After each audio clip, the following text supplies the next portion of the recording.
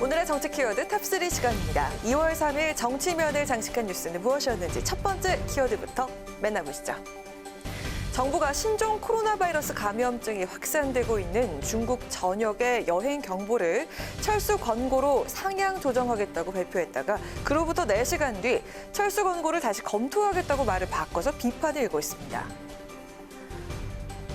2004년부터 운영돼 온 여행 경보는 여행 유의, 여행 자제, 철수 권고, 여행 금지 이렇게 4단계로 나뉘는데요. 정부는 지난달 23일 우한의 여행 자제, 후베이성 전역에 여행 유의를 발령했다가 이틀 뒤 후베이성 전역 경보를 철수 권고로 높였습니다. 지난달 28일에는 중국 전역에 여행 자제 경보를, 이어 어제는 여행 자제 단계에서 철수 권고로 또다시 경보를 상향 조정했는데요. 하지만 시간이 얼마 지나지 않아서 철수 권고를 검토할 예정이라고 말을 바꿔 일각에선 중국의 눈치를 본 것 아니냐는 비판이 나오고 있습니다. 이에 대해 중앙사고수습본부는 여행 등급 상향 조정은 감염증의 확산 정도에 따라 지역별로 적용하는 것이 타당하다는 결론이 났다고 설명했는데요. 하지만 정부가 중국의 여행 경보를 놓고 또다시 우왕좌왕하는 모습을 보이면서 방역 대책에 대한 신뢰도를 되레 깎아먹고 있다는 지적이 나오고 있습니다. 문재인 대통령은 신종 코로나 바이러스 감염 확산을 막기 위해선 조금 과하다는 평가가 있을 정도로 강력한 선제적 조치를 시행해야 한다고 강조했는데요. 신종 코로나 바이러스 감염 상황이 장기화할 수 있는 만큼 빈틈없는 방역에 전력을 다해야겠고요. 더불어 최악의 상황에 대비한 중장기 대응 방안도 선제적으로 마련해야겠습니다. 이어서 오늘의 두 번째 정치 키워드입니다. 지난주 금요일 정치 키워드를 장식한 인물이죠. 부동산 투기 의혹으로 당 안팎에서 불출마 권고가 이어지는 상황에서도 총선 출마 입장을 굽히지 않았던 김의겸 전 청와대 대변인이 결국 오늘 이제는 멈춰설 시간이라며 4.15 총선에 출마하지 않겠다는 뜻을 밝혔습니다. 김 전 대변인은 자신의 페이스북을 통해 문재인 정부의 성공과 군산 경제 발전을 위해 일해보고 싶었다며 쓰임새를 인정받고자 나름 할 수 있는 일을 다 했다. 때론 몸부림도 쳤다고 토로했는데요. 하지만 이제는 멈춰설 시간이 된 듯하다. 민주당이 총선에서 압승해 문재인 정부를 든든하게 뒷받침해주기를 간절히 기원한다며 불출마 의사를 표명했습니다.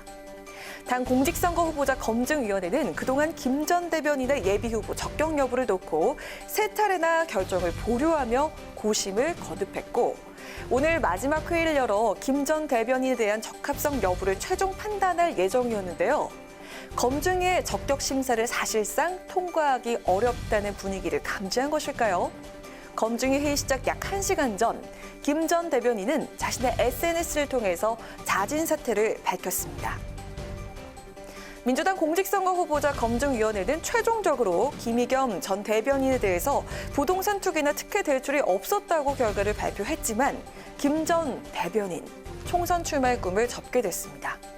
마지막으로 오늘의 세 번째 정치 키워드입니다. 바른미래당 손학규 대표가 오늘 국회에서 최고위원회의를 열었지만 현역 의원과 주요 당직자들이 모두 빠진 사실상 손학규 대표만의 나홀로 최고위였습니다. 손 대표는 자신의 대표직 사퇴를 요구하며 회의에 참석하지 않은 당직자들을 향해 마지막 경고를 보냈는데요. 당장 복귀하지는 않으면 총선 준비를 위해서 적절한 대응을 할 것이라면서 경지를 시사했습니다. 정무직 당직자의 근무 태만은 묵과할 수 없는 일입니다. 당이 어려울수록 힘을 모아야지 분열의 길로 나가면 안 됩니다. 곧바로 복귀하지 않으면 총선 준비를 위해서 적절한 대응을 할 것입니다. 바른미래당에서는 최고위원을 포함한 당권파 의원들과 사무총장 등 주요 당직자가 손 대표의 퇴진을 요구하면서 최고위를 보이콧해 손 대표의 1인 최고위원회의가 한 달 넘게 이어지고 있는데요. 당권파 의원들은 손 대표에게 다음 주 월요일까지 물러나 달라고 최후 통첩을 한 상황이라며 요구가 받아들여지지 않으면 지역구 의원 탈당, 비례대표 의원 제명 등을 진행하겠다는 뜻을 밝혔습니다. 하지만 손학규 대표는 당을 이끌어가겠다는 의지를 재차 밝히고 있는 상황인데요. 손 대표는 오늘 아침 회의에서도 거대 양당의 극한 대립을 지향하고 다당제 연합정책 실현을 목표로 제3지대의 결집을 위해서 노력하겠다며 총선 승리의 길을 갈 수 있도록 협조해달라고 강조했습니다. 안철수 전 의원의 탈당으로 뒤숭숭한 바른미래당에서 손학규 대표의 퇴진을 놓고 또다시 내부 갈등이 표출되고 있는 모습인데요.